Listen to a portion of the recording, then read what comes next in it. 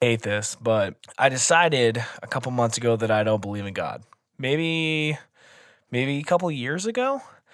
Um, but as I've been thinking about things related to that more, I realized that whether or not there is actually a God, if someone believes it enough, to them it exists, right? Would you agree with that?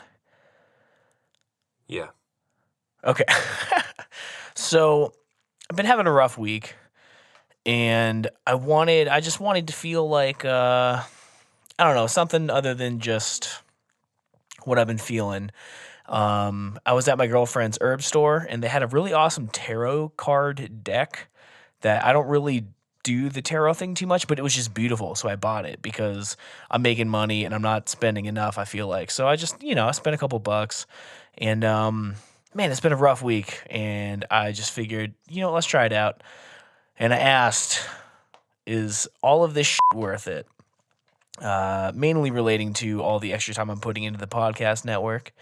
And it was a good reading, man. The cards, if you want to believe in it, are telling me to double down and go for it. So as of about 10 minutes ago, I'm feeling much better, and I'm very excited to record this episode with you. Well, I'll say this about tarot cards. It's the worst fucking part about the Scrubs theme song, because the rest of that song is flawless. But I suppose if you want to believe in this moment, then I'm on board with it. Okay. God, what Lazlo Bane, right? What's the line? Well, he's singing about, I don't know, you hear the part in Scrubs, and then he's just like, in the longer version, he's like, this deck of tarot cards won't get you very far. Oh, won't get you very far, right. And I'm like, man, I really wish I would not have heard the full version of this. It's one of the things where, like, you're sure you're going to jam out and set it as your ringtone, but then, like, a week of it being your ringtone wears it out forever for you. I haven't listened to that song in years, but Scrubs used to be my shit. Anyway, I am pretty much downplaying your entire epiphany, and I am sorry for that. Would you like to start the show, Mr. Kelly? Let's do it. All right. So, what's got you down, old buddy? Oh, man, it's just been, in the grand scheme of things, it's nothing, like, huge. I think I'm just tired. That's the fucking thing I hate about when shit feels heavy. Every time you want to do something drastic, some part of your fucking brain just comes in and is like, yeah, but there's, like, people have suffered way worse than you, man. And then all of a sudden, you're leveled out, you have a night's sleep, and then you just do the same day over again. And that goes on for, like, all of your 20s. And it's the big, right. You know what I mean? You're just, like, at the point of total fucking annihilation. And then you're just like, yeah, but, like, roof over my head, technically, man. And nothing ever changes, and it's some bullshit. And you only got one life to live, Tom. So, yeah, I say you do double down, motherfucker. Yeah, dude. So my sister was in town this weekend, which was amazing. It was so awesome to see her. Sounds like it was. Yeah, so she lives in California. We went to the Simple Plan concert. Her flight kind of got delayed, so we had another day together. And I wouldn't have traded, a weekend with my sister for anything. But at the same time, I'm a person who gets really anxious if I don't have, like, any time to myself to do the things I like to do by myself. Like, lately it's just been, like, playing Zelda and watching some Netflix, just, like, time to just get out of my, like, head for a minute, And I haven't had that since, like, last, like, 2 weekends ago, and I think maybe I'm just feeling off, man. I haven't done anything, like, you need some time off just for myself. Yeah, I do. There are studies about that too. You can work too much. What's the ideal work week? 4 days, according to some study. Sweden. Yeah, pretty much. Also, I'm pretty sick. I'll be editing out a whole bunch of coughs from this episode. Leave them in, dude. Leave them in. That Onion article. For those who don't know, there's an Onion article that's like cough left in our friend's podcast or something like that. Right. So, thanks for putting up with the sniffles, y'all. I've been taking a lot of your sniffles out because coughs are okay, but sniffles are just gross, dude. Sometimes I just now that I know they're gross, I'll never do them again. I thought people liked them, so I've been like leaving a little. I rarely blow my nose for that purpose. I just kind of let it dangle near the uvula. Bring it back up when I need it. When I get nervous. Oh God. Yeah, and gross. That is gross. The last thing that I will say about this tarot reading, right? Right. And again, I don't really put too much of anything into it. It's just kind of like whatever. But So you're saying you don't believe in God, but you're saying anybody can believe in anything if they believe it hard enough. Was that the gist of the intro? so what I think is that Because are we doing a God episode, dude? no, we're not. Tonight? Absolutely, we are not. All right. So what I think is that it's like that. What is it? The things they carried, just because it didn't happen. I don't know if that's a good metaphor, actually, or not metaphor, but what is that? Analogy? Sometimes things are similes, but I don't know what this is. Simile is like or as. Ooh. There we go. iTunes #1 educational podcast right here. What's up? Wishbone, 2002 episode with the Frankenstein scared the shit out of me. Has nothing to do with metaphors, but PBS. So, oh God. Okay. So what I think how are you gonna edit that one out? that You're in the middle of a. I'm gonna leave that one. I could have taken it out if I wanted to, though. It's a strong editorial stance. So what I think about the whole God is real if you believe it enough thing is like, so someone is going through some serious health issue, personal issue, divorce, whatever, and they convince themselves that God is on their side. And if they just pray enough, they can get through this thing. And if they're like, I want to kill myself, I want to take a drastic measure, but God is there, and then you make it through the other side, can you say that to them, God is real because it might have been like the only thing getting them through that moment of their life? Like, if they didn't believe, would they still be alive? Like things like that I think about, and you could think that anything is there for you, and if you believe it enough, it could really affect your life, right? I mean, it could make real, actual, physical changes in your life. So therefore, whether or not that entity actually exists, The concept is if real. it's yeah, I mean, I don't know if that does that make sense to you at all? Yes, and I love it. That sounds very cool. I would never kill myself, I don't think, mostly because I don't want to make my mom sad. Right. She'd take it hard. I know she would. Like, too hard, Anyway, it'd be unfair. Yeah. Plus, like I said, every time you get to the brink, you're just like, yeah, but, like, there are people starving in Africa, so... No, just kidding. That's not how my inner monologue sounds, but that's kind of how it is, Like, what do I really have to complain about? Which I think is a good inner... it's a good device. It's a good reaction, probably, to, like, instantly put things in a wider scope and be like, okay, what's really important? Where do I start?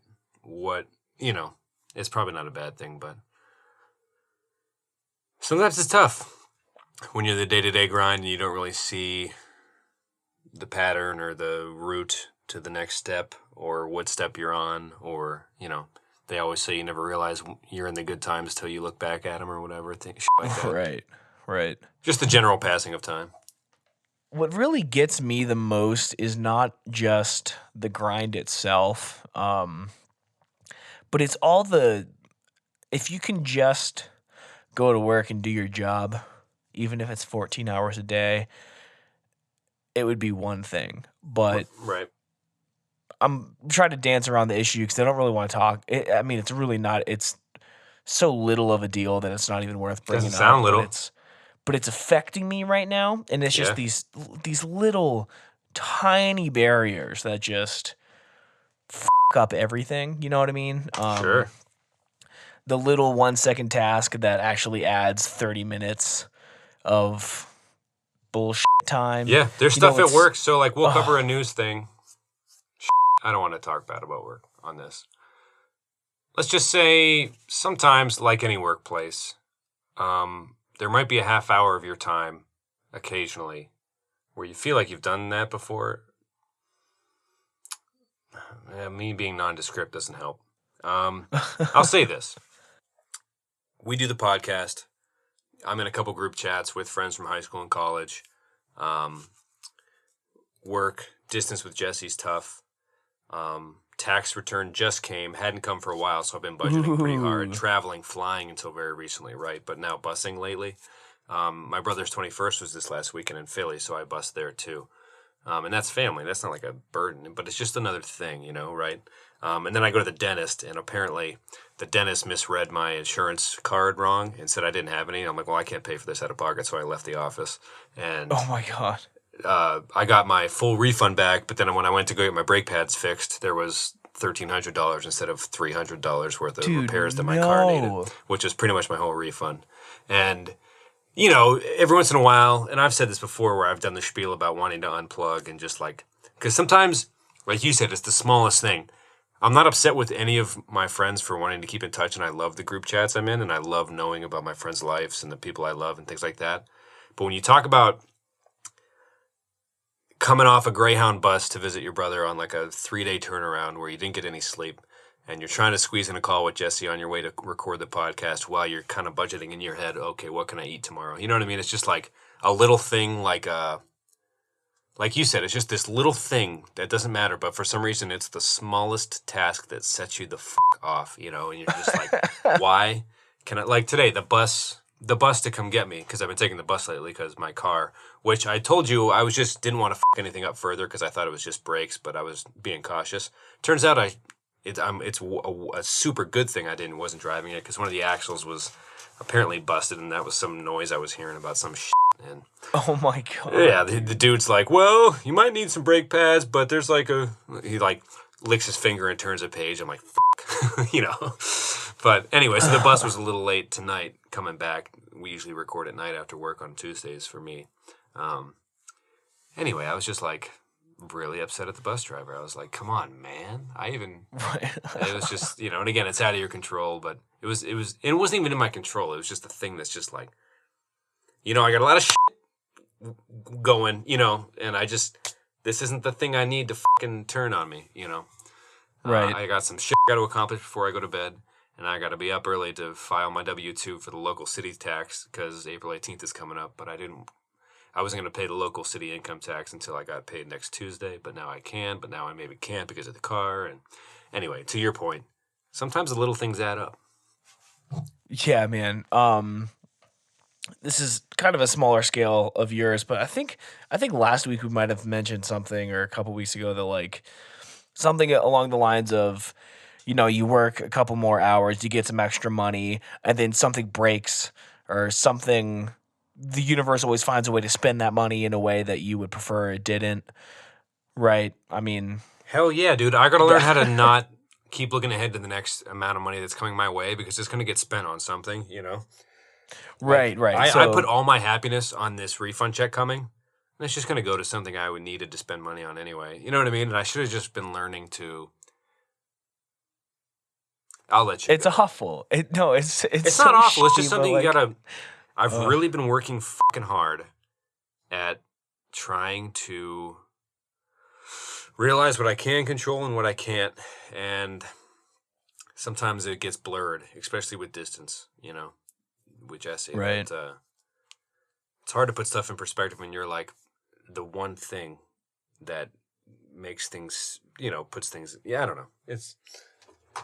Money. It's hard to not worry about money because you don't want to be the guy like, well, I don't have enough money, you know. But it's like hard not to, because you gotta have fucking a house and fucking a car, I guess. Even though I fucking hate cars and dental work. Cars and dental work, man. Don't even get me started.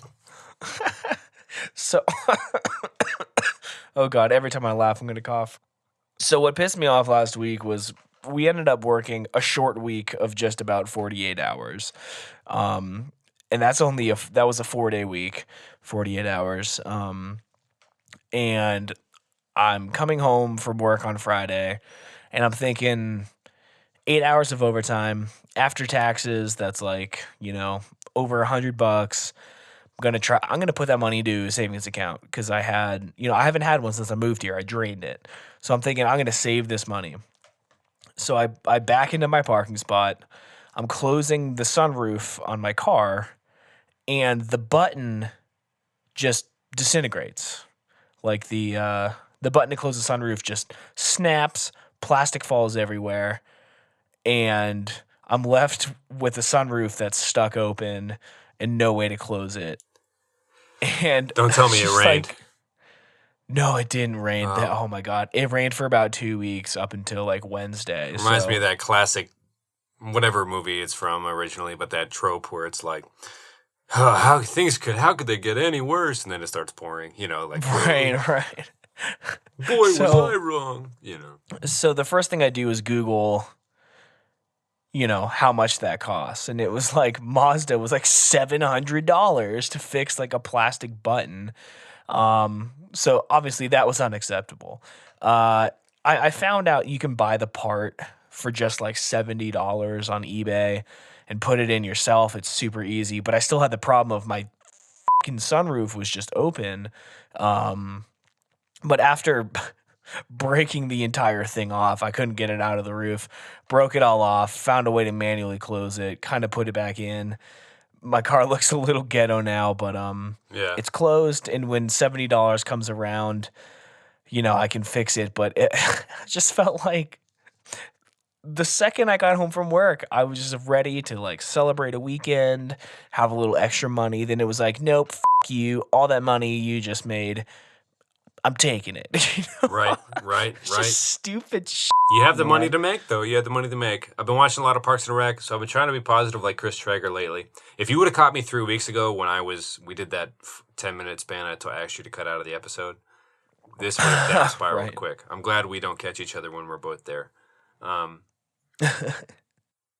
thinking about like outside of work activities and hobbies. You obviously have yours is the podcast, but I'm wondering right now I could probably I've changed my own headlight. I could probably snap on a few windshield wipers if I bought them myself and added them. But the only things I know how to do are like $15 to $20 fixes. You know what I mean?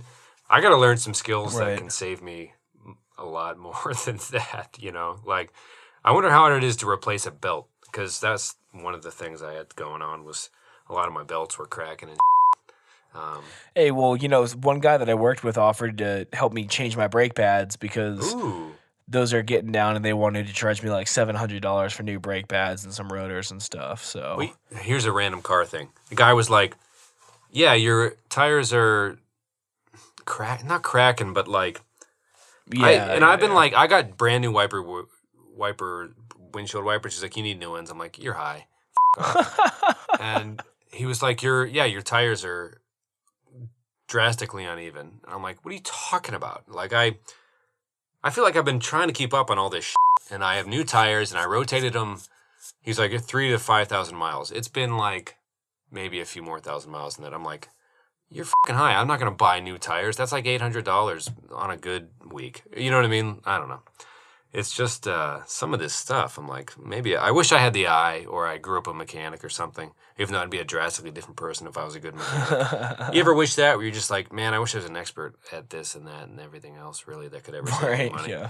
Like, I wish I could just clean my own teeth. Like, I went to the dentist today, and I'm like, what do you mean I don't have insurance? I pay a lot of money is left out of my paycheck for insurance, and I'm just going to fucking leave. I'm not going to pay for this out of pocket. He's like, well, we're running a special. It's $70 for a cleaning. It's like, a man's got to eat. Fuck off. You know what I mean? I'll get cleaning next month. You know what I mean? This is not going to kill me. But it's just little stuff, man. But I wish you could, how I could floss. I could scrape the little metal thing up against my gums. I could take that little thing and take the mini gummy shit and just put it on. They put it on the fronts and then the tops and then the insides of all the shit. How many, I'm just saying, man. Not that it's necessarily the man I'd be sticking it to if I rub shit on my own teeth, but part of me thinks, like, how much money could you save? Like, how much of this stuff is really that drastically necessary? Maybe once every 2 years, a dentist could look and be like, yeah, a clean mouth. You know what I mean? Like, you'd be feeling crazy pain if anything was actually wrong. Like, Yeah. sometimes it's just the daily grind of it all seems like some of this stuff seems so, I don't know, man. Like, trivial. Just absolute trivial. Every 6 months, I got to go into this office and fill out the same paperwork. The thing is, I had filled out paperwork the last month, and then 6 months later, oh, it's a new calendar year, you got to fill out new shit. I'm like, I'm pretty sure I fucking don't. You know what I mean? Like, she was like, do you have it? I'm like, I have my fucking health card. And then she pulls out some file from a drawer. It's like, oh, I found it. I'm like, I filled it out 6 months ago. Like, what the hell are you talking about? You know what I mean? Like, is this some weird trick so you don't have to look like 2 files into your fucking drawer, which is already probably alphabetically organized? I was really just, I hate to turn this into a pseudo grinds my gears segment, but man, between all the stuff, like you were saying, like believing in stuff, what do you believe in, what you want to spend your time doing, and some of the deeper things that we're trying to sort through, there is all this little trivial shit in our way that really, oh man, it doesn't even make me actively angry. It's just like, I just want to turn to the side and be like we're in a giant audience of life, and I'm like, you guys think this is bullshit too? Or like, is there any way around half this shit that doesn't, like, it feels like bullshit while it's happening. You know what I mean? Like if you paid to see a show by a clown or something. No, that'd be a bad example. But I was going to say, if it was a shitty clown, you'd be like, I feel like this is kind of not, like goods and services, I guess. There are certain goods and I'll stop rambling. So that's kind of what's just turning into our weekly first 20 minutes being the grinds our gear segment. Yeah, I mean, we'll do a shreds of hope or whatever the fuck you want to do this week. Maybe it's not a week for that, but it's just sometimes, man. Sometimes. No, I feel you. I didn't even squeak in a Panic at the Disco reference yet, and that is what probably upsets me the most. So this week, we started recording like Your eyes are the size of the moon. Oh, thank you. This week, we started recording like an hour later than normal. So this is gonna be kind of a shorter episode. It's already like 11 o'clock where I am, 1 o'clock where you are. Some weeks that's about when we're finishing up and we're like basically just getting started. So it will be kind of a shorter one, under an hour.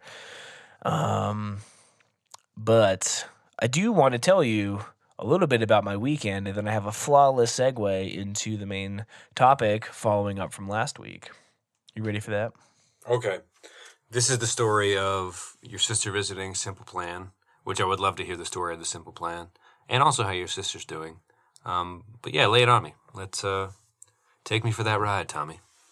Cool. So yeah, my sister's doing okay. She is in Southern California, working a okay job, making good money, has kind of a weird housing situation going on that was interesting to hear about. What does she do? But so she works at it's like a relocation company for people who move with a job. She helps the company relocate that person. That's about all I know about it. And I do know that a company actually sent them an email about being part of a service that relocates people to Mars.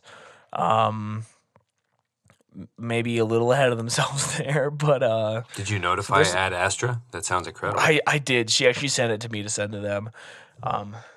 Did you record something with her for the show? Oh, I was going to, man. I really was. I wanted to do an intro with her, and things just got crazy over the weekend. She had all these issues with her flights, and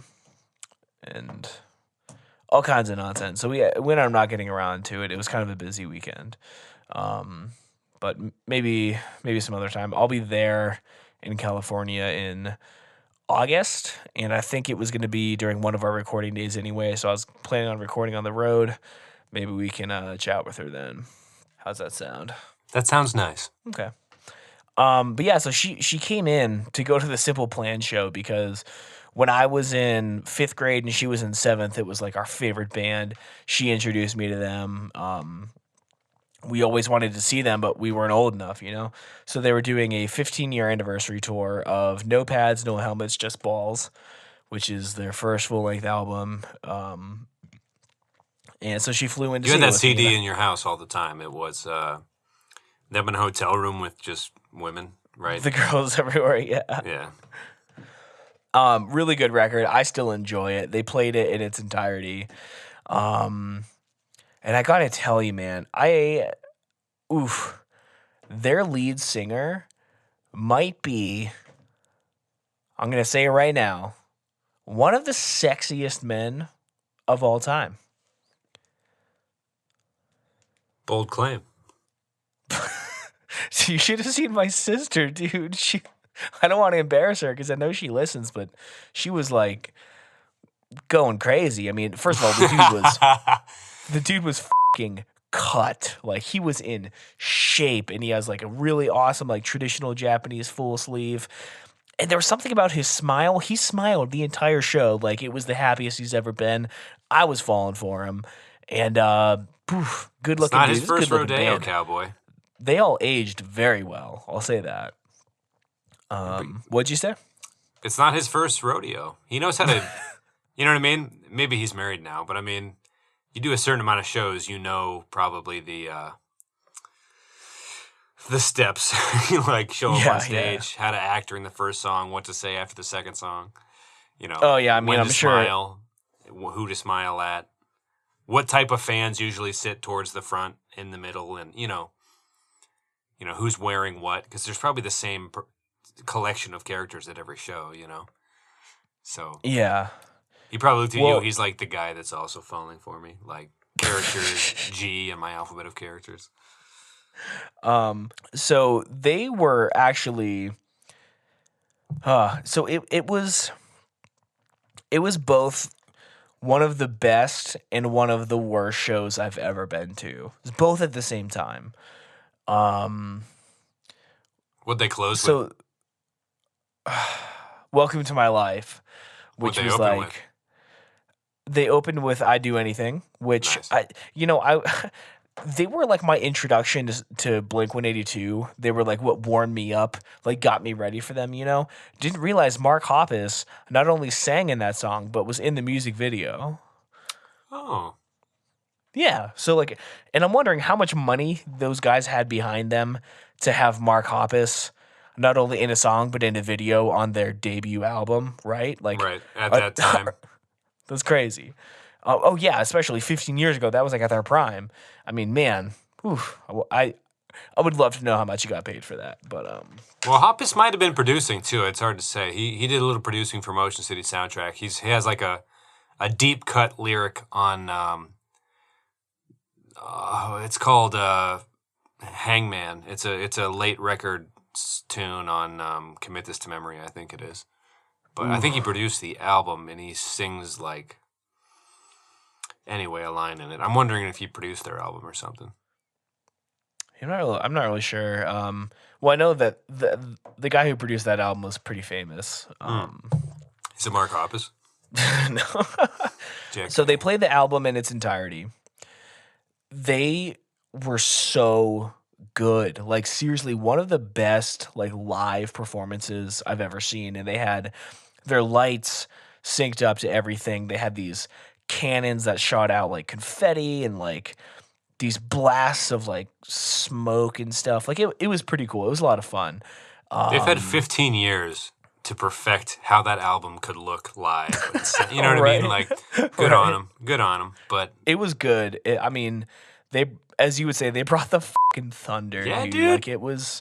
You gotta embrace the moments where performance. people bring the fucking thunder, whether it's a presentation at work where your friend does a good job, or whether Simple Plan rocks the fuck out of that album that got you into music. I mean, you gotta embrace those little moments, man. It's not everyone. And I'm saying, like, it could be a camping trip where everyone's getting along during the football game and the thunder is being brought. You gotta embrace the thunder when it gets brought. That's all I'm saying. Right. And I mean, there were just like Sounds a lot like of this was really a good cool moment. things. It was. And like, And your sister was there, apparently swooning over the Canadian dude. yeah. Yes, I was there with my sister who like introduced me to the band and like So we were both living through a pretty bad divorce at that time. Sure. And there's a couple songs about family relationships. So those songs like both got us through like the same situations. So there was like when the song Perfect came on, I was like had my arm around her and went around Megan. We were like all singing. It was just like I was getting like super emotional because I remember being 11 years old, like, dude, nothing like this isn't gonna be okay, 15 years later, everything's fine. But there's songs like that. And it was awesome to be there with like the person who introduced me to it. And who I connected, like who was there when I was connecting with it for the first time. So that was really, really cool. And I was there with my girlfriend. She was wearing a crop top and she looked so hot. That was awesome. Yeah. But this is what was so awful about the show. It was a crowd of people who must have never gone to a concert in their life. No. It was for the band that opened was called Seaway. They're just a pop punk band. They were awesome. The band who played in the middle, I don't even know their name. Probably some of the worst, most contrived bullshit I've ever heard in my life. Pretty sure the singer was lip syncing for the first few songs at least.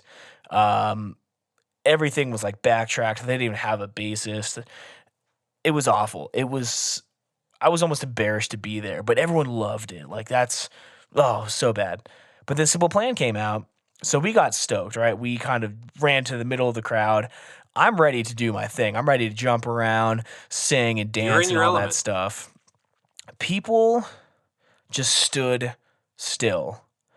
And when I was moving around and I kind of bumped someone lightly behind me, I got an elbow in my back. And they're like, get the fuck off of me. And it was like, we're in a crowd at a show. People move around. Like, why we're here, right?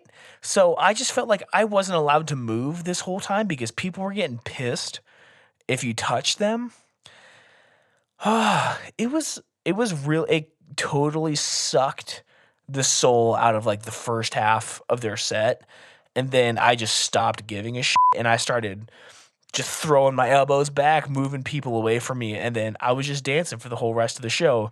And there were like people jumping up and down and stuff. But like if you touched them, to the side, they'd start pushing you off. It was not like, it Sounds was like so a the music opposite. video crowd almost, where like there's that pan shot over the top of the crowd where everyone's like jumping not quite in sync, perfectly off sync, like yeah, like a Sims character or something. Right. Like nobody jumps in place off time perfectly for 2 hours. There's gonna be some feathers ruffled. It seemed like they were just like angry. And it was they're so the listening to opposite. Simple Plan at a young age. Something had to have been going wrong. I mean, I don't know. It was so the opposite of Moose Blood. Yeah, well, that's a fun rock show. This is like I don't know. It should have been fun though. I mean, I ended up having So this fun, was but the first show Denver didn't totally show up for. it was a different crowd. Like I'm saying, it was a show for people who don't go to shows. So they're like, why are people touching me? Why are we so close? Oh my God, that person's sweaty. Get them off of me. Right. Yeah, I went to see Death Cab in Pittsburgh in like 2011-ish, and no one moved. It was just a general sway. Granted, you don't thrash to Death Cab, but right. They opened up Batman: The Dark Knight Rises was filming that summer or something like that. One in that trilogy. And they came out and they opened with the Batman theme from the Adam West era TV show, and people were like, oh, cool, But then they played the full 8-minute version of I Will Possess Your Heart, which kind of sucked the life out of the world, I almost felt like. Like you could feel the world drop a bit in its orbit. Right. Or something. Right. And then nobody moved, and they swayed for a few songs. And people kept screaming, play I Will Follow You Into the Dark, like during everything I've just described. And Ben Gibbard literally screamed at him like, well, I don't really want to fucking play it now. It was just the most, like everything that could have gone wrong. Like the Batman thing was fun, but to follow it up with 8 minutes of dum dum dum dum. Oh my God, yeah.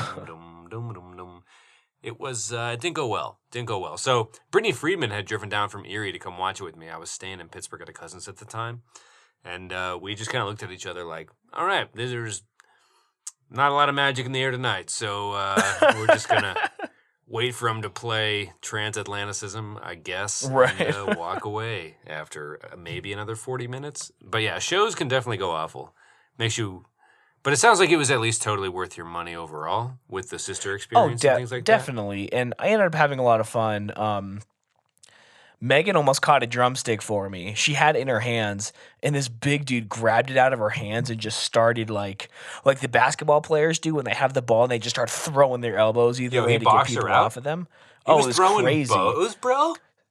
At my girlfriend. So then I jumped over his back and I got hands on the stick and like just because it was like, dude, f off. My girlfriend totally had that, and he just like stole it out of a girl's hands and. He was doing it to me. He was stronger than me, and I have that magnetic implant in my finger. It's really sensitive if you hit it a certain way, and I was just grabbing the stick like right where that implant is, and it was uncomfortable. So I just like started patting his back. I was like, "You got it, dude. You got it. Just like you got to chill out." So who put that into your body and why? So, I mean, it was a friend of mine, but he's a professional, like, piercer, and he did it just for fun. Oh. Does it still work? Yeah, I mean, it picks stuff up. To your pleasure? Yeah. Not sexual, I'm just saying, like, you still get a kick out of it, I mean. Like, would you ever take it out of your finger? I've thought about it, just because, like, I can't really hold things. Like, I can't rock climb. I have a friend who actually has 3 in his fingers, and he was rock climbing, like, all the time. But he just got them all removed to make it easier, but I don't even understand how. I couldn't pull myself up with it in my finger. It's just, like, in there a certain way. I don't know. Yeah, that sounds detrimental to everyday life almost. Right.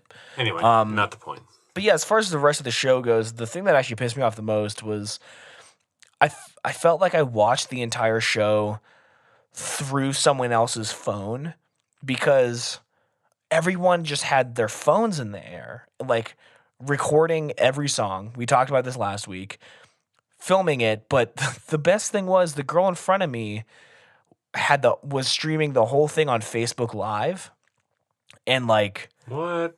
There was no one even watching it. Like, it shows you the little number. Right, like, who's going to watch your personal... Like, if you have, say, 600 friends, 100 of them are over the age of 45, like your parents and your aunts and uncles and stuff. Right. Let's say 17 of them might want to watch the show. That's your max. And what, 3 of them are going to watch it peak while you're on at that point in the night when they're probably out doing something? For more than 20 seconds, yeah. Right. Facebook Lives are popular right now, but think about your personal page and who would watch the concert you were at. And just watch the whole thing. You know what I mean? Like, hey, like, who the f*** are you appealing to at that point? Put your phone away. Right. So it was frustrating for me because it Plus, was they right didn't fucking pay. What, are you going to pay? Right. Whatever you pay to get into the show to show fucking 4 people tops, maybe, a shitty quality version of the show that you paid good money to concentrate on, and now your arms are tired? Bullshit. Your arms should never be tired. And it was just in my face the whole time.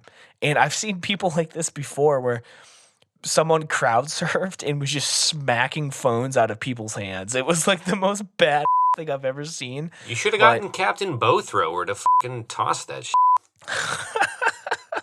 I think he was doing it too, but I mean, okay, I hate him. I'm picturing the dude from Hey Arnold that had the one tooth sticking up from his bottom jaw.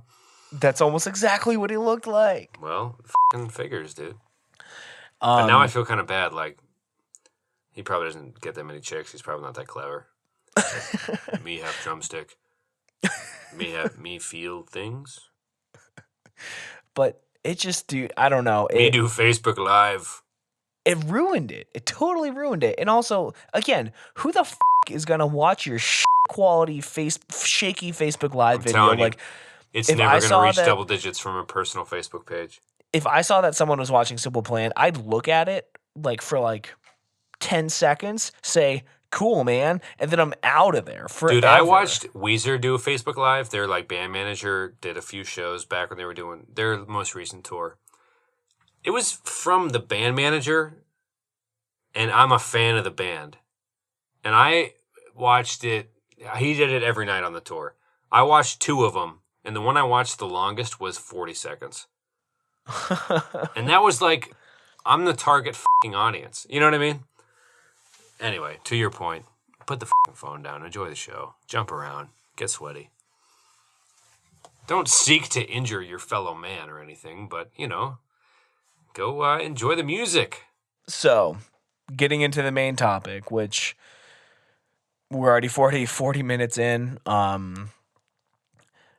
We talked about social media last week in terms of posting on Facebook, Instagram, stuff like that.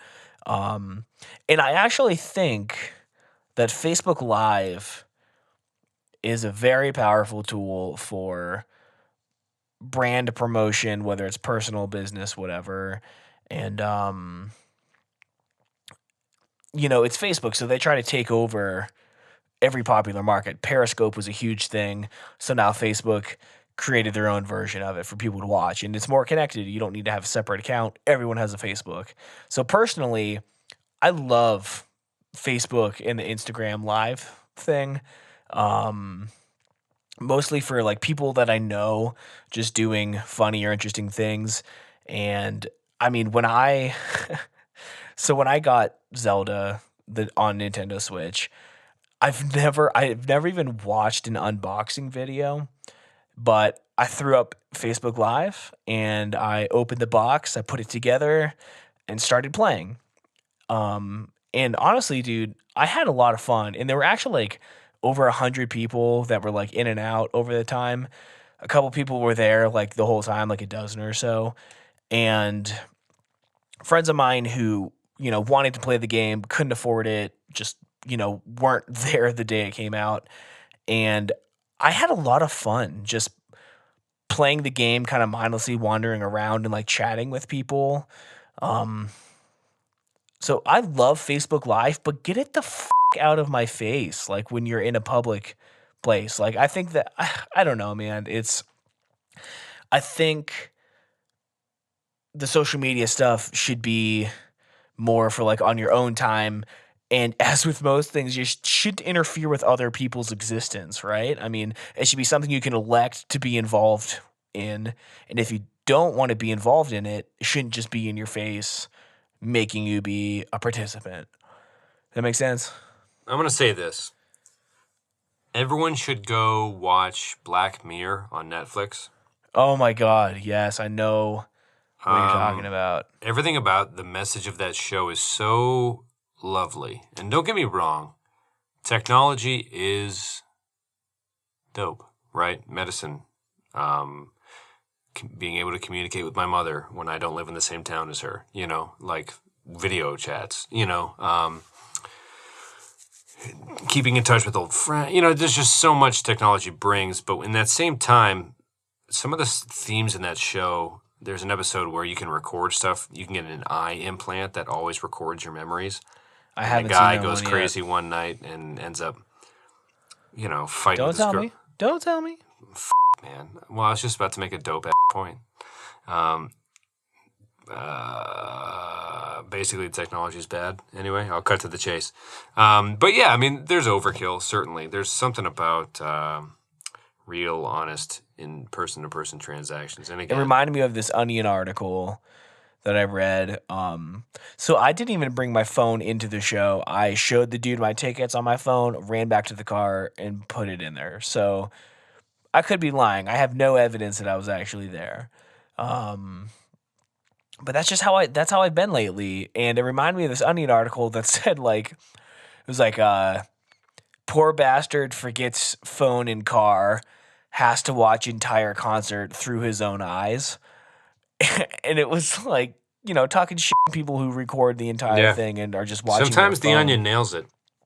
It was so perfect. I'll have to find the article. It'll Sometimes be in they the show nail notes. it so hard, I just have to.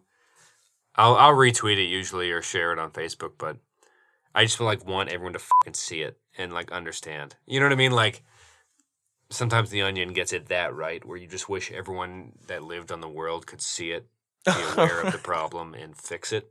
You know? Right. What's that Keenan thing on SNL? Just step 1, fix. Step 2, it. Step 3, Fix fix it. Yeah, fix it. I'll have a link to the article in the show notes.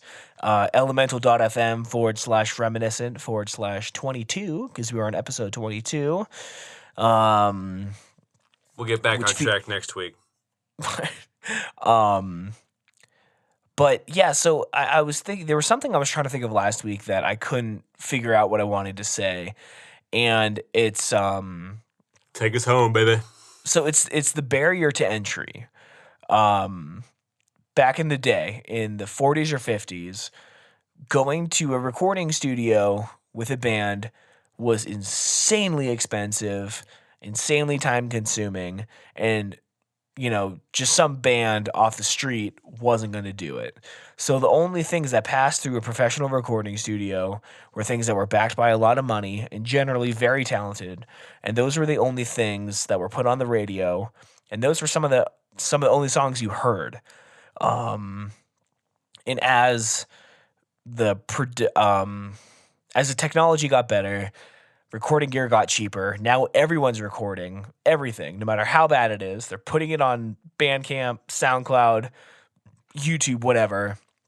Now anyone can be heard, which is a good thing, but you have to wade through so much shit to find something that's actually listenable. And I think that is the problem with a lot of the social media stuff now. Everyone wants to be like a reporter. Everyone wants to be the commentator. Everyone wants to be the focus. So everyone is just like you said, like posting all this nonsense just to like have their opinion out there. And it's like there's a lot of talking heads, man. The value of everything is being decreased. Well, you know what I mean? Also, there's a lot of podcasts. You can make that argument too. Oh, absolutely. We would never have this back in the day. And it's probably questionable if this is even good quality. Well, I mean, we could have stayed in Erie together and interned at a local radio station and learned, cut our teeth and started a radio program at Rocket 101 or something. You know what I mean? And like worked our way up, and by the time we were 35, had the drive time hour of, you know what I mean, something like that. Or right. But yeah, now we touched on this last week, like you said. But giving everyone a voice, was it a good thing? Yeah. Some/most/all signs are pointing no. Right? I mean, there's just this smattering of bullshit of humanity, and it's hard to sort through. And everyone's on their phones all day trying to sort through it, and really, they share these memes about being socially anxious, and again, I feel that way sometimes as well, but I feel like it just promotes disconnect more than anything, getting stuff delivered to your place. Like, you wouldn't have to ever fucking leave your house if you lived in Manhattan / probably 10 or 20 other cities, I suppose, but... Does that not sound awesome to you, though? No. Really? So you'd rather put clothes on, go to the store, buy what you want, rather than order from Amazon and have a drone come deliver to your house in 20 minutes? I gotta get out of the house, man. Trust me, I've lived in my apartment for a year without Jesse, doing distance, just solo in a new town. It is mind-numbing. There's something about going to the local bar and, like, the bartender... or just having a shared experience, like being at the bar when a bunch of strangers root for a Browns touchdown. Like, I don't know, to me there's something kind of shared. Even when I lived in New Mexico, there was a Browns bar where people who used to live in Cleveland gathered to watch games. And, they're these strangers, and I met a few very nice old ladies that had sons that went to OU where I went, and I don't know who the they are, and I don't talk to them anymore, but for like a couple years there, there was like a person I recognized on the street. There was just like a sense of community there. There was a person out in Coventry near where I live in Cleveland this morning. I grabbed a sub and I sat on a bench to eat it because I was going to run to the store before I went home. Everything's within walking distance kind of in my neighborhood. And she asked if I wanted to sign a petition, and I didn't end up signing it. I'll leave the details out. But, I said, hey, it's cool you're out here fighting for your not enough. I don't know. I don't want to say I hate technology because it provides such a beautiful thing in many aspects of life, but we don't even use email right, and everyone uses bullshit technology for the wrong things. Everyone complains about Kardashian headlines, and that's the only thing they click on, and everyone's stupid, and sometimes I feel like giving everyone a voice was a mistake, and we're doomed, ultimately. Now that there was the fear that everyone was stupid before, but now we know, and it's just like, well, if we have grandkids, those people are gonna fucking burn to death. You know what I mean? They're gonna have sunburns to death, right? I don't know. Like, there's gonna be no atmosphere, there's gonna be no fresh water, and there's gonna be fucking utter war. Like, yeah, I don't want. Yeah, it's just disheartening. That's all. Yeah, that we've abused Mother Earth, and I don't know. No one goes outside. I'm covering a lot of shit. I'm going off the deep end. Perhaps we should wrap this up. No, I just, I'm having a hard time trying to breathe, first of all. It's like even the good ideas don't get appreciated when they get shared, because there's bad ideas that are even fucking fake that get shared. It's just like, yeah, no one even wants to be...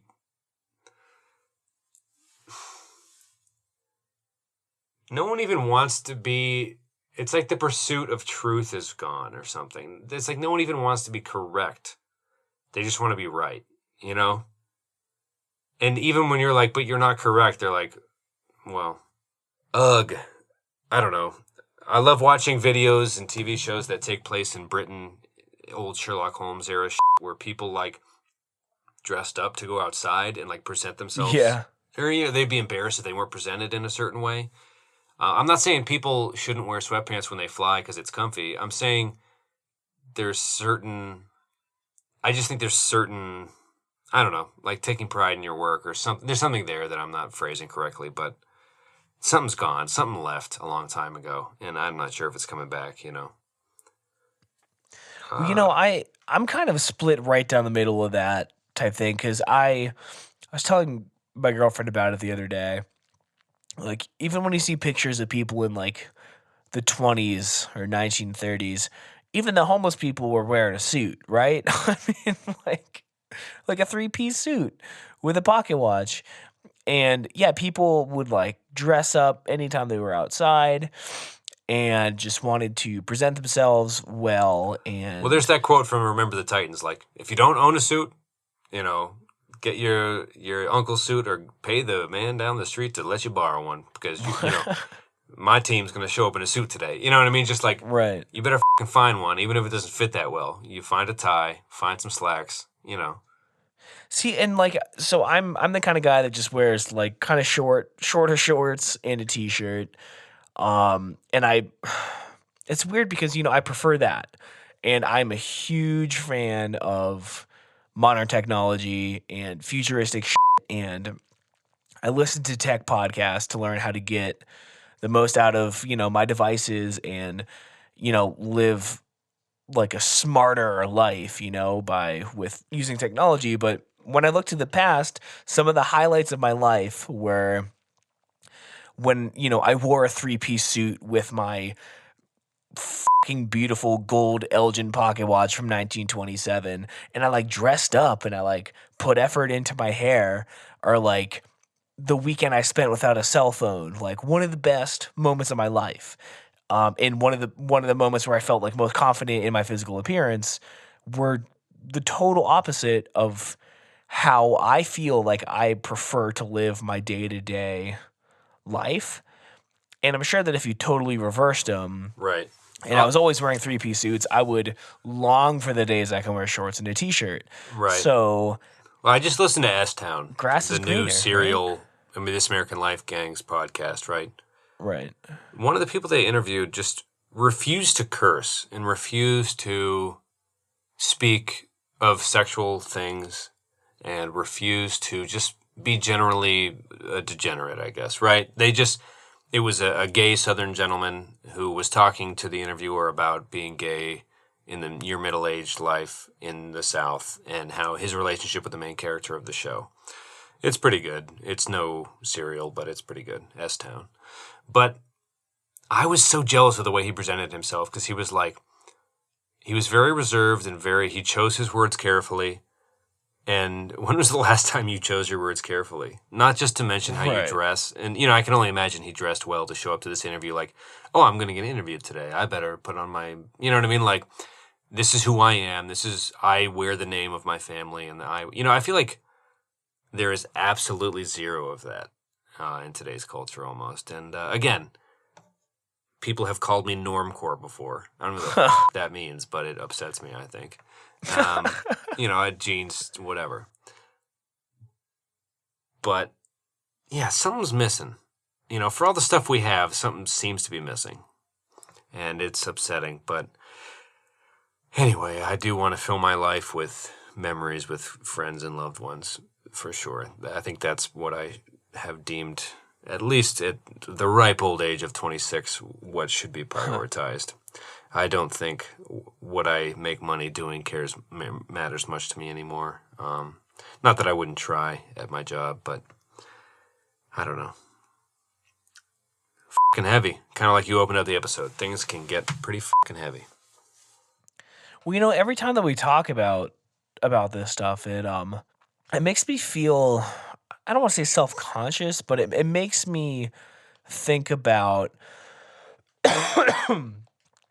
my goals and ambitions, because right now, I, like we talked about last week, I was like drawing up this shipping container home, and my goals were like what gadgets you were going to have in the house, like what home kit devices you were going to have. And I think about, how I want a Tesla, or how I want, certain gear for my computer for recording, or certain download numbers from people I don't know on the podcast network. Almost none of it actually has anything to do with people, other than just like, I plan on still being with the same girl through it, Yeah. I do want to travel to Japan really badly.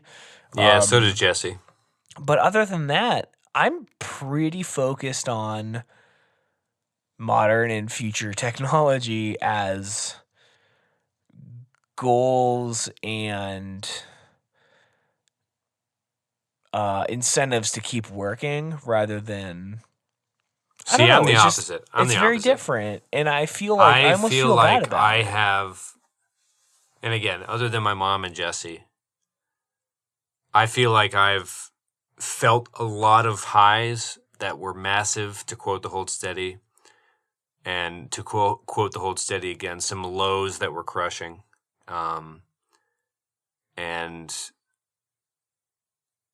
there is a little part of me that wonders if I will ever feel a low lower than the lowest low I've already felt, or a high than the highest high I've already felt. And part of me wonders if, when you weigh the balance of efficiency's sake, technology aside or not, is it going to be worth going to bed and waking up every day for the next, if I'm lucky enough, and I say that because other people say that, but I don't know if that's a lucky thing or not, depending on what might happen to this world, for the next, 60 years? To live another 60 years of bills and shit, to maybe have 2 more experiences that are highs, and 2 more experiences that are lows, that are higher than the highs I've already felt and the lower than the lows I've already felt, to live, to feel. Is it worth the 60 years of just living? I hope so. The thing is, I was thinking about this day when I walked to my dentist appointment. I walked home and I was all pissed off because they didn't think I had insurance, even though I do. I just forgot how to prove it to them. Again, one of those little fucking things. Right. But, I was just thinking, man, I hope I was right to not do what I considered doing however many years ago, Dude, yeah. I am constantly trying to prove myself right or wrong. I forget which way that goes, but Anyway, that's the goal, is to ultimately prove myself the decision to stay in the game. You should watch, my recommendation for this week is music too, but I'll recommend watching Louis C.K.'s 2017. That's the title on Netflix, his latest stand-up. His reflection on a lot of things is pretty spot on, I think. My music is going, if you don't mind me going that way, because we're already after an hour here. Well, I was just the last thing that I was going to say is I'm wondering if the reason why I got so into all the technology and having that as like things that I crave in my life, I'm wondering if that was because the lack of any personal connections. Because like last year, like my band broke up and I didn't talk to those guys anymore. I wasn't going to shows and playing shows and meeting new people. I moved really far away, and it was like a huge amount of effort to hang out with anyone. So did I let, these inanimate objects kind of fill the void, and should they stay in that void, or do I try to, make the new connections and not really care about that shit anymore? I think that'll be an interesting thing to think about, I guess. So you should always fucking be positive and go for it and want it and, like it, love it, want more of it. But yeah, anyway, it feels heavy often, as we've explored through this last hour. Sometimes it just feels pretty fucking heavy. And anyway, I hope we're wrong or right or wherever that falls, I hope there's just this, each decade holds a treat that makes the strain of living for 10 whole years on this planet worth it, And I think we've met people in our lives that make it so. I just wish I was around them more, right? Right. And I think that's kind of the most all I have to say for this week. I'm wearing myself out. Well, yeah, let's call it there. Do you want to switch gears, go to highlight of the week first? Sure. I went to my first gay club. It was my brother's 21st birthday in Philadelphia. It was nice, but it was also it's a highlight turn, not highlight. I got patted down just in case I had, explosive on me, I suppose, based on what happened in Orlando, I'm assuming, which was just like heartbreaking. Like, if my brother wants to have a good time, he has to get fucking sniffed by dogs, and you know what I mean? Like, there was no dog there, but you know what I mean? Like, hey, you want to go into a bar just like a regular person? Here, let me check to see if there's like fucking things in your waistband. You know what I mean? Like, it's like, this is fucked up. Sorry, I turned the highlight into a negative, but it needed to be said. The highlight was I got to see my mom, dad, brother, and sister, and my sister's boyfriend, Sam, who's very nice. And my brother doesn't show a lot of emotion. He's a pretty low-key guy, but I think he was really happy we came. I don't know. We bought him drinks, and Philadelphia is an interesting enough town. The people there are very loud. The one guy, one of my cab drivers was like, "City of brotherly love," more like "talk shit, get hit, bro." I was like, "What world do you live in? My God, this is just so different than anything I'd ever want to be a part of." But a lot of history. Ben Franklin's my dude. I love his history trails there. It's a very good town. I think I've expressed my hatred for Boston on this podcast before, but Philly, historically equal, if not better. Worth visiting for sure. And it was nice to see him. It was good to see family. And my brother's growing, blossoming. He has his own podcast called Bottoms on Top. Check it out. It's a story about gay culture and college life in specifically probably at Penn, near Philadelphia. But to me, that's awesome. Go check it out. If you don't mind me pimping another podcast on this program. Not at all. I'll put it in the show notes. That's awesome. Bottoms on Top is what it's called. Sweet. That sounds fun. I just got a notice from the city of Philadelphia that I hadn't paid the parking ticket I know I didn't deserve, and they added fiasco. They added another $68 in fine, so now I owe them like a $400, and I don't think I'm gonna pay it, man. I know I wasn't in a fucking handicap spot. I know it. So if you go to Philly, Beautiful place. I would recommend the Wonder Years tour, self-guided. But take a picture of where the fuck you park your car because they have a habit of towing that shit if you have an out-of-state license, whether you're in a handicap spot or not. They tell There you is that like you a are. Homer vibe there, you know. There is like a, if you're not from Philly, I don't know, it just feels that way almost. Are the Wonder Years based from Philly? Well, they're from Philly. They sing Oh, about a lot of you know, yeah, that's what I landmarks figured. there. I just didn't, you know, I don't know.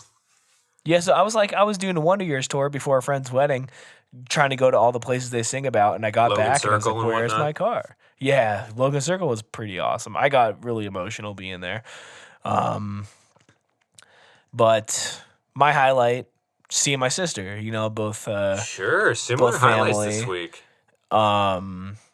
It was really awesome. We lived in the same city, and she lived on my like living room floor for like 2 months, and I still didn't see her then. It was stupid. Like we got along for the most part. We had our sibling fights, but Yeah, it's just the people you know best in this world. You know, that's gonna happen. yeah. But she's awesome, and like I was super excited to see her.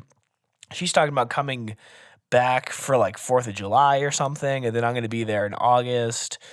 I just, I want to have a better relationship with her, and I don't really talk to too many people like throughout the day anymore, regularly, but I don't know, maybe it's just start talking to her more. Sure, man. I just ranted about it forever, but can't be that all that bad if you're spending time with those you love. I hate to Yeah. sound like Delilah, even though that's actually kind of my dream. I don't know. Delilah. I can't tell if that's my dream or my worst nightmare, but either way, she's a polarizing figure in the radio world. I didn't mind her. Anyway, yeah, good for you, man. I go for it. John. I'm gonna say that I forget what your last week's recommendation was, but Marion Hill's "I Want You" is fantastic. Oh, Big fan of did that you watch tune. the video yet? Is that what you asked me to do? No, I haven't. I've been busy. Well, no, I mean, no worries. Last week I gave you Rookie of the Year. I Poison had Like listened Your to them a Own. little bit. It's a little Okay. it's a little early 2000s for me now to go back and be like, I appreciate this fully, but Sure, I'm gonna keep sure, giving it a sure. shot. Okay. I hated And I've been it the listening to first time I Marion heard Hill it. the whole time, so your So- earlier recommendation trumped your other one. Okay. So, dude, I had a hell of a weekend and week this week. I totally forgot about it. Year two. Who was it though? It was Nerf Herder. Nerf Herder. Okay. Okay, I'll say who they are again, and I have a third one. Well, this third one's not that big, but I'm listening to Not a Surf lately. It's not a new song, but Weightless by Right. them. I just been listening to it. I just been surfing through Spotify's recommendations and stuff. But yeah, last week was Nerf Herder. There's a song in 1997 called Van Halen that got big, and their video was playing Right. on MTV2 and stuff. And they toured with Weezer, and then they recently came out with a record where one of their songs is called "We Opened for Weezer," and it's a song about that experience when their song was big and they were opening for Weezer. And I found out about it because of the word Weezer, and I'm a Weezer fan. Blah blah. Blah. It doesn't matter. So Nerf Herder, as in Han Solo calling somebody a Nerf Herder as an insult in Star Wars. I think it's basically a nerd fan fiction band. So they're not like totally deep. They basically get rich off other people's art. But Right. from what I can tell, anyway, yeah, enjoy it at your leisure if you have time. I will. And if you want to hear those listeners, it's in last week's show notes. They'll be at the bottom of the page. I'll have to visit those show notes myself. What do you got for this week? Okay, so this is something, again, it's not new, but the Weakerthanks. If you have never listened to the Weakerthanks, you should. I'm going to say, can I do two songs? Sure. I'm going to say Plea from a Cat Named Virtue, which is one of my all-time favorites, but then one I've been getting back into them this week because of this tune that Spotify brought to my attention. It's called Sun in an Empty Room. It's very good. I first became aware of them because of a song called Aside, which was on the Wedding Crashers soundtrack. This sounds so douchey, but it played at the beginning of the credits after the movie was over. Lyrically, dudes like Craig Finn from The Hold Steady and Patrick Stickles from, I think that's his name, from Titus Andronicus, who are pretty good lyricists themselves, praise this Weakerthanks, the lyrics from their band, as far as like someone like, there's the Hold Steady, there's Titus Andronicus, there's the Mountain Goats, there's dudes that pride themselves in being the best lyricists, and Right. they praise the Weakerthans often, this Canadian band. So Oh, wow. get into them. If you haven't before, I think you might like them. I think there's a song there for everyone. I think it's just good. I think it's fundamentally good this week. But this song I'm getting into this week is Sun in an Empty Room. Okay. Cool. So I apologize for what I'm going to recommend. You probably know what it is. Okay. Could you take a guess at who it is? Shaggy. Ooh. Girl, you're my angel. That's Shaggy, right? Something about being your papa and keeping you warm. Whoa. Is that him? I don't know. No, that's remember Sean Papa. Paul. My bad, Shaggy. Okay. So obviously this week I'm going to recommend Simple Plan, right? So they've been putting out music since that record, and I listened to the second one, loved it. But they put out an album last year, and they have so many featured artists. Jordan Pundik from Newfound Glory is on one of the songs. Oh, is he the lead singer? Yes. Nice. That pop punk world. They probably all know each other. Right. Nelly is in one of the songs. Dude, they're taking a tour of my junior high years. I know. God, there was another one here that was like, what? But this album called Taking One for the Team. That's something they would have called an album back then too. Like, they're staying true. You should see the cover art. It's almost exactly like No Past Noel was just Fall. Okay. It sounds like if I'm there's- cut like that guy, I'm never putting a shirt on. So Oh my god, dude. Oh, start drooling. He like made me want to get in shape, and I've never cared about getting in shape before. Sure. He looks fucking awesome. Yeah, good for him. And good for you if you decide to choose a healthier lifestyle. I would like to. What that starts with is getting enough sleep, though, and I almost have to cut this podcast short so you can go get the proper rest. I know. We just got another 3 minutes here. So the album is kind of it seems like they wrote a bunch of singles that could be radio friendly and put them all into an album. It's not like the most authentic punk record or anything. It's not supposed to be. But the opening song, Opinion Overload, is like super catchy, very reminiscent of early 2000s Newfound Glory type stuff. Lyrics or whatever. And then the song after that called Boom, which might as well just be a country pop song without the twangy voice and steel guitars. So it's a Florida Georgia Line song? Never heard them. It's a pop song, but country anymore is just a pop song with a and a steel guitar. It's just pop music with a different voice. But the melody of this song is super catchy, but it makes me think of like really overdone country pop. But I love it. I don't think there'll be songs that I listen to like for more than just a couple weeks and then I might never revisit it. But it's a really good, like it's getting warm here, like 80s, and it's just like a good You need windows a song down, of summer. Summertime vibe.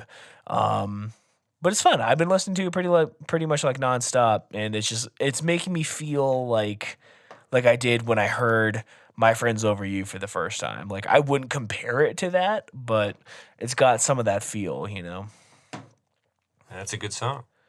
Yeah. So that's what I got for this week. We need to listen to each other's from last week, and we'll have a lot to talk about with music next week. Yes. Sound good? All right. Yes. Maybe we should do a tarot reading on the air next week. Yeah, we'll do more planning next week. Obviously, we've both been rather pre-involved, so sorry to all the errands out there, especially the real one. I'm so confused by all that, but it's as always, it's lovely to talk to you, Tom, and I hope you get enough sleep. You sound sick as a dog, and I'm a little upset that you even agreed to do this tonight because you sound like you need 12 hours of sleep. I'm not even sick anymore. It's just the stupid cough and congestion. All right. Well, hello to Caitlin. I can't wait to record with her at some point. And yeah, cheers to friends and fam, I suppose. That sounded douchey. It came out wrong, but hopefully the sentiment carries through. I'm sorry, Steve Dove. I'm sorry. All right, dude. Well, cheers to you, my friend and fam. Peace! Love you, dude. Talk to you later. Love you too.